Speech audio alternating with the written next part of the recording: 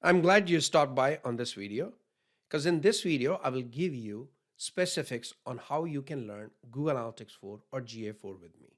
I will be conducting live sessions every week to teach you different aspects of Google Analytics 4.